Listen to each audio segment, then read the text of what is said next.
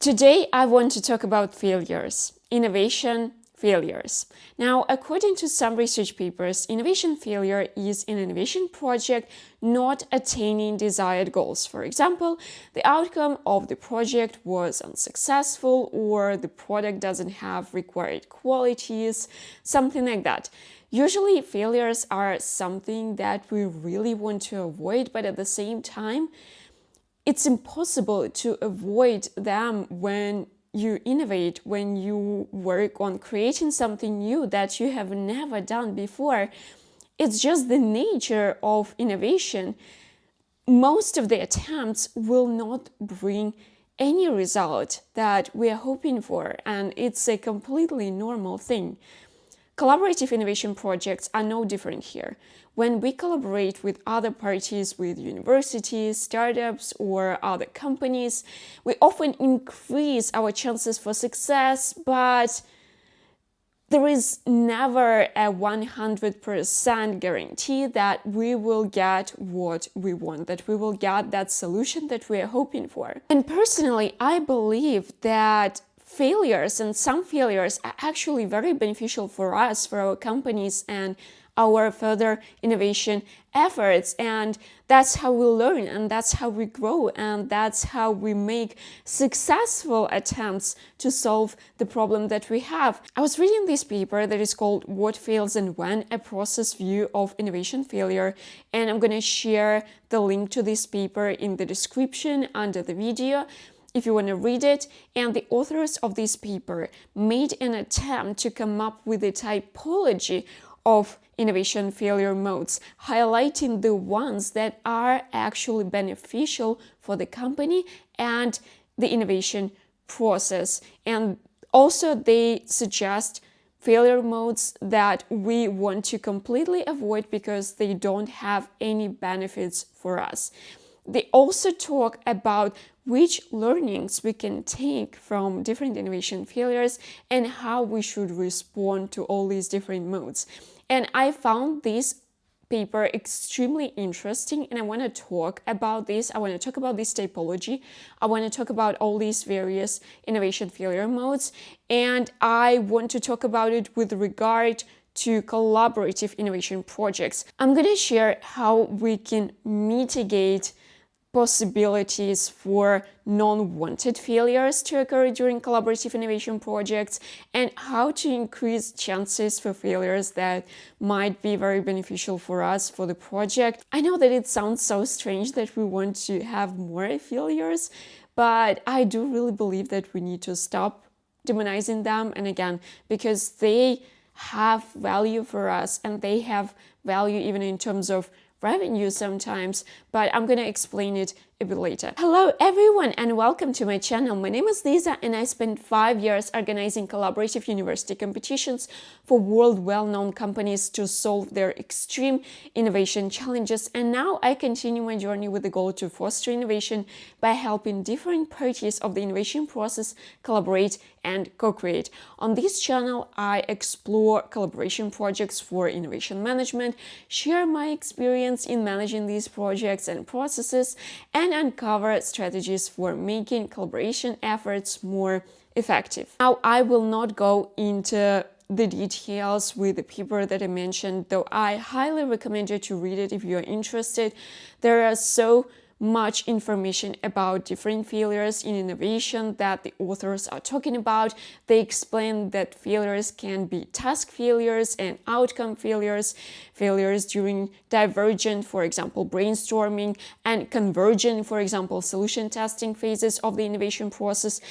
They talk about failures that can happen early in the process or later in the process, whether they have any value and whether they are anticipated by the companies. But the most interesting part of this paper for me was the typology of innovation failure modes that they suggest based on the anticipation value stances. Now, the author suggests that anticipation for the failure can be high when it is expected and low when it is not expected. And value that we can get from this innovation failure can also be high when we can take something from it, some learnings, or when, for example, the failure is beneficial for our innovation process or even for the company itself. Maybe we get a new product, and value from failures can also be low.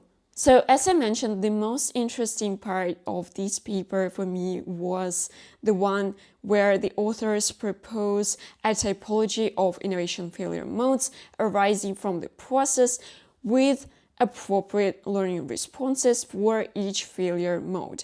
And the authors also suggest the IDEO shopping cart example to illustrate each type of failure modes, but I want to try and give examples myself.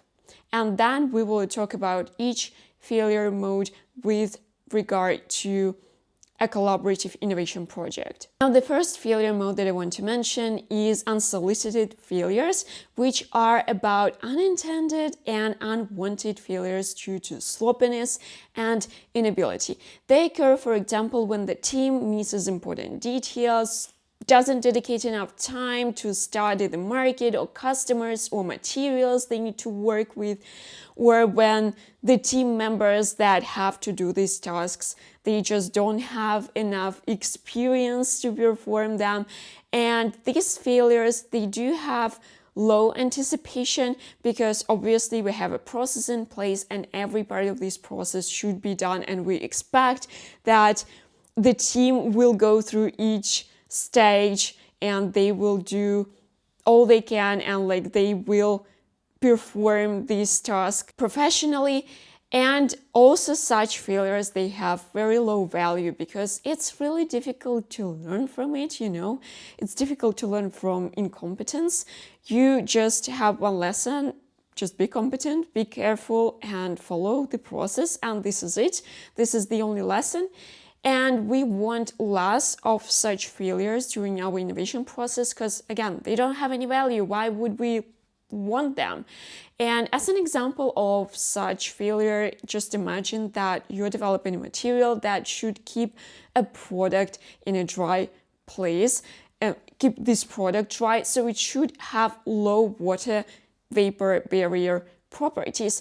But during the process, you fail to test these properties in higher than average humidity conditions. So in general, your packaging can be used to keep your products dry, but if the humidity level increases just a little bit, it's no longer possible. So basically, you just didn't follow the testing process in the way that it should be performed. And yeah, you get the product that cannot be used. The next failure mode proposed by the authors is hazardous failures, which are about expected harmful failures due to uncertainty. Such failures might be connected to rapid development. You need to get your product to the market really quickly. They could also occur in collaborative projects.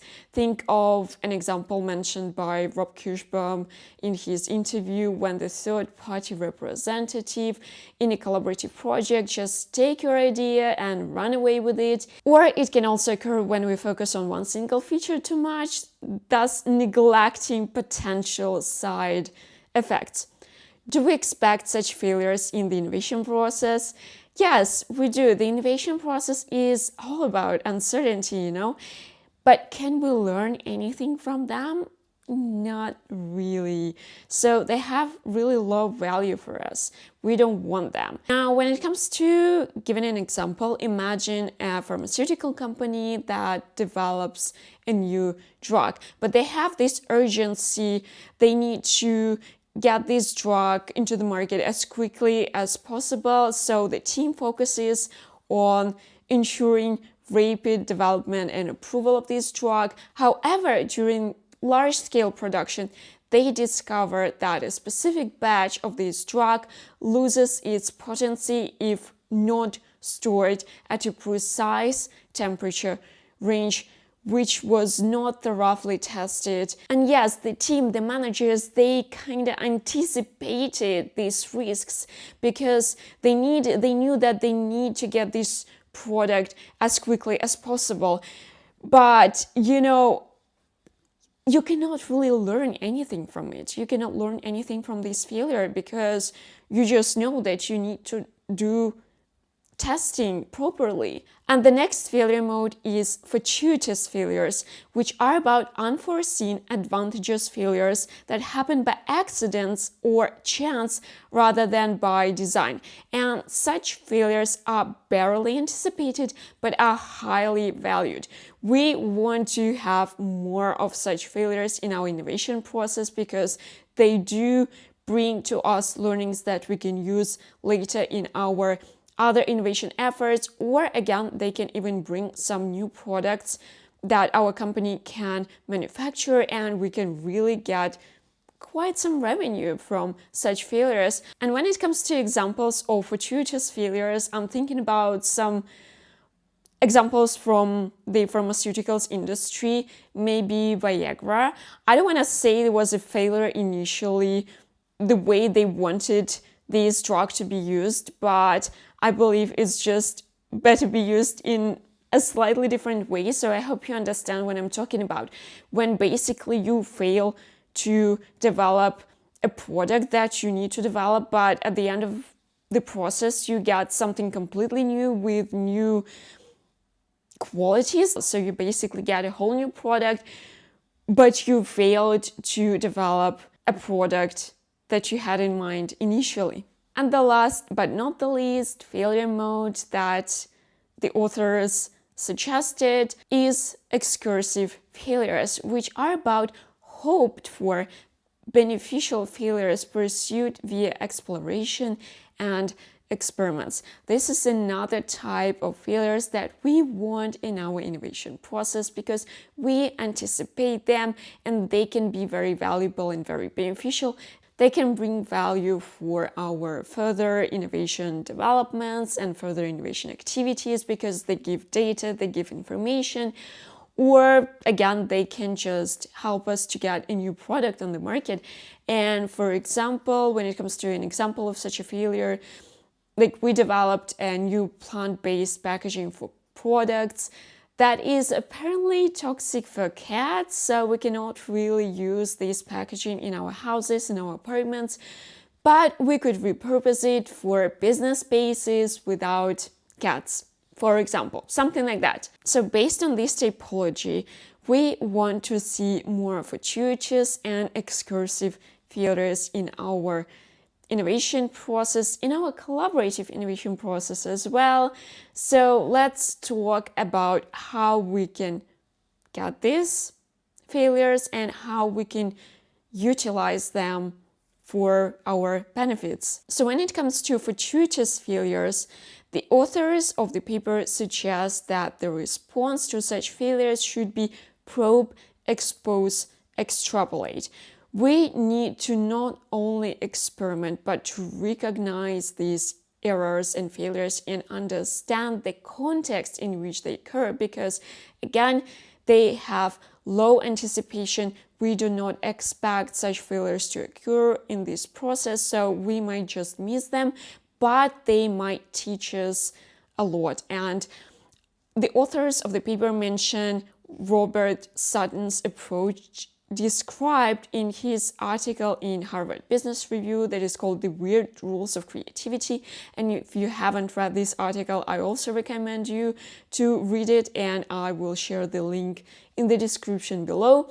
And so this article suggests to look for unconventional ways and ideas to probe, to test, to try, and then expose such failures, to see them, to understand that they happen, and so that we could learn from them later. And that's something that we do a lot in our collaboration projects, especially during brainstorming sessions, when we should be extremely open and accept the weirdest ideas possible. So we are talking about unconventional solutions, and during brainstorming sessions, that's usually what we get. And I believe that's what the facilitator of the collaborative project should pay extra attention to.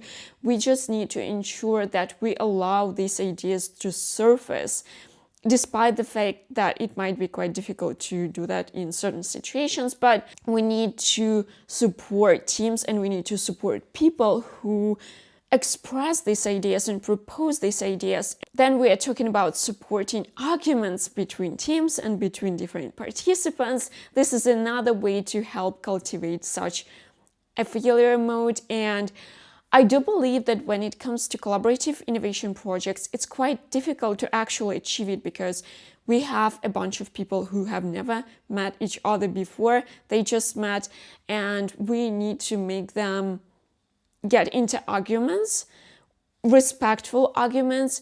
But I think that it might be very difficult to get, because I think that such constructive arguments can be achieved when you trust each other. So we need to build this environment when people can trust each other, and team members from the company's side, from the university's side, they can trust each other, and they understand, they don't take these arguments personal, but it takes a lot of time and it takes a lot of efforts. I don't know if it is achievable in collaborative projects specifically. Now, another way to increase the chances of such failures occurring is to invite teams from adjacent areas, not directly connected to the area of your project. And this is something that I talk a lot about because this is my favorite topic, and I love inviting adjacent teams to collaborative innovation projects.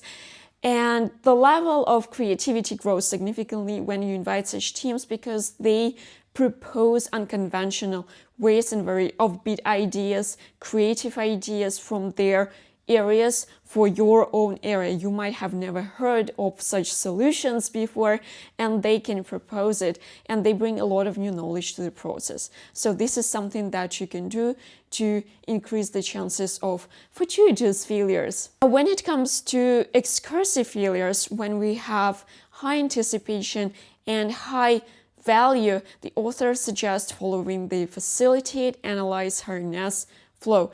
They are talking about being bold, if I can say so, in experimentation and testing something new and trying something new. The authors mentioned that it's important to ensure a safe, forgiving space for team members, for participants to conduct such experiments so they don't feel psychological pressure. And I see it as creating a safe environment that encourages failure, encourages trying and testing no matter what. And this is something that the facilitator of the project should take care of. Then once we have this space, once we test all the possible solutions, all the possible ideas, this is about actually capturing and analyzing errors to learn from them. Now, coming back to our collaborative research projects, how do we make sure we have more failures like that? So again, as I mentioned, this is the job of the facilitator to make sure that everyone and all the participants and university teams and startups and whoever takes part in the collaborative process, they have this environment to express their thoughts openly and to create an experiment as much as they can. Here, it's also about destigmatizing failures, because often company representatives and clients representatives might think we paid for a solution, not failures. We can fail on our own. And this is something that the facilitator should make an effort to change. They need to talk to the client's team and they need to explain that it is important to give a chance for everyone to experiment as much as possible and not get judged for their mistakes and for their errors. Again, the facilitator of the process or project manager, they should ensure that teams can provide their feedback openly, sometimes anonymously, to help express their thoughts. And I'm thinking about inviting some other parties into collaborative process, maybe some partners, companies partners, maybe some customers, to run tests together. And this will also help to speed up the experiment. And we need to, and when it comes to testing, when it comes to experiments, we need to make sure that we have enough time to do that, and that we will not forget, and that we have the equipment, we have the materials to help teams to explore and try all the different things. It's about having enough budget as well, of course. So just to keep in mind and to dedicate enough time, enough resources for such tests and experiments to happen. And the facilitator of the process should also take care and help everyone gather data, help everyone gather information about failures, something that we can learn from. I want to talk about failures that we want to avoid in our innovation process and in our collaborative innovation process as well. And first of all, this is about unsolicited failures that are primarily caused by sloppiness and a lack of ability. And the authors suggest that the right response to such failures should be prevent, alert, eliminate. So we need to prevent these failures to happen. Once they happen, we need to alert everyone, and we need to eliminate them as much as we can. But how do we eliminate them in collaborative project? And I believe that the main way to reduce such mistakes is simply by following the process. We are talking about establishing clear processes, and I'm talking about the collaboration process itself. It should exist. We need to have all these different steps, and this is something that the facilitator should be responsible for. But also it's about processes within each team, and it's about technical processes as well. And of course, there is no way I can give you one single process for all the projects, because they're so different and there are so many different topics and areas. And you should have your tech experts in place to help to establish these processes. Especially when it comes to testing processes, it's good when teams actually know about them and they know all the clear steps that exist, and the facilitator can help to make sure that these processes are followed by all the different teams. What the facilitator can also do in order to help to eliminate unsolicited failures is to establish and maintain a good contact with the team leader to help them on the way. Maybe also set up timely reviews so that the teams, they have their chances to review what they did, to see if they make any mistakes, if the processes are followed clearly. And you can also invite representatives from the company side of your decision-making team to such reviews, from also other teams, to see and to take a look to what was done and see if there is any errors, and if everything was done, if everything was in place, and that it was done in the right way as well. Of course, another way to eliminate such failures is for the facilitator to eliminate incompetent teams from the process. And when I'm talking about teams that do not follow basic processes or have team members who don't know how to perform certain tasks. Or if, for example, we have a team and its team members don't know how to perform certain tasks, we can make them cooperate with another team whose team members are more competent, and they can help to go through certain steps. When it comes to hazardous failures, the authors suggest the predict, modify, mitigate response. As such failures are highly anticipated, the authors are talking about using advanced analytics to predict them. So the processes could be changed and failures mitigated. Now, when it comes to collaborative projects, what we could do is to establish a clear legal setup so that we take care of all the agreements at the very beginning of the process, and we protect all the parties involved from losing their solutions or ideas. We can also, and we must also actually establish a knowledge sharing process. It's easier to do because in collaborative projects, of course, because we have a chance to acquire more information, more data. We have a number of teams, for example, who work on this project.